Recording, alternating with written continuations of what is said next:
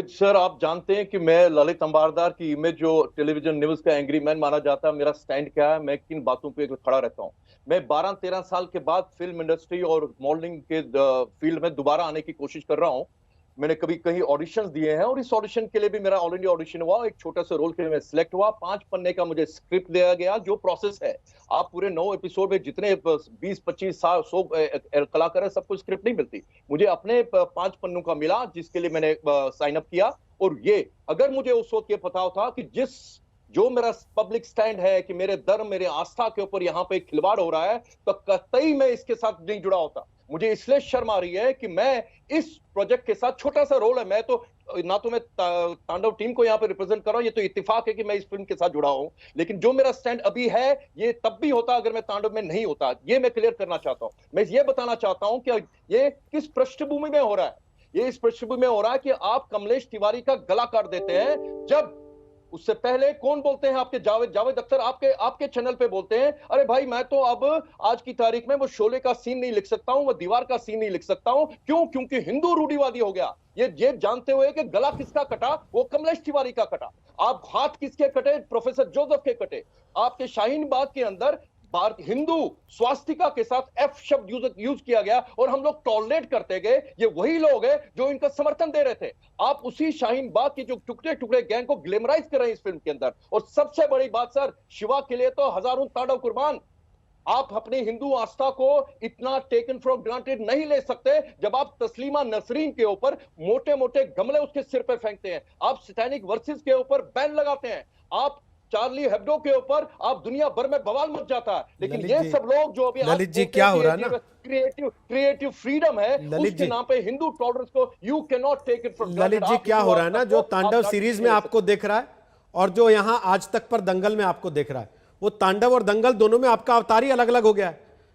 आप बिल्कुल ठीक सीरीज में कुछ और कर रहे हैं और यहां दंगल में बैठ के कुछ और कर रहे हैं, पहली चीज। दूसरी चीज ये है, आपको तांडव की सीरीज की टीम की तरफ से सफाई देनी थी, आप अपनी तरफ से सफाई देने लगे कि मैं गलत फंस गया था उसमें। मैं तांडव की वही बता रहा हूं।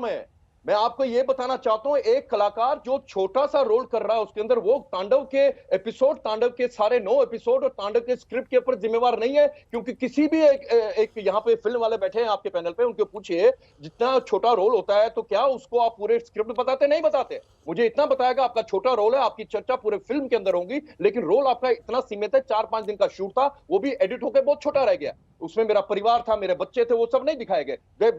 दैट प्रोगेटिव एडिटर का होता है, वो मानता हूं मैं। लेकिन मेरा स्टैंड तांडव में हूं या नहीं हूं, मैं अभी बता रहा हूं। मेरे इस स्टैंड से मुझे फिल्मों में आने के लिए रुकावट होगी, ये भी मैं जानता हूं। लेकिन मैं अपना स्टैंड पे कंप्रोमाइज नहीं करूंगा, क्योंकि मैं सर कश्मीर के अंदर यहां क्या चलेगा, निजाम मुस्तफा, कश्मीर में रहना होगा, अल्लाह अकबर रहना होगा। मैं तो उस मानसिकता वाला को जहां कश्मीरी हिंदू का नरसंहार हुआ, क्या मैं ये टॉलरेट करूंगा? नहीं। मेरे धर्म की आस्था का don't take it for granted.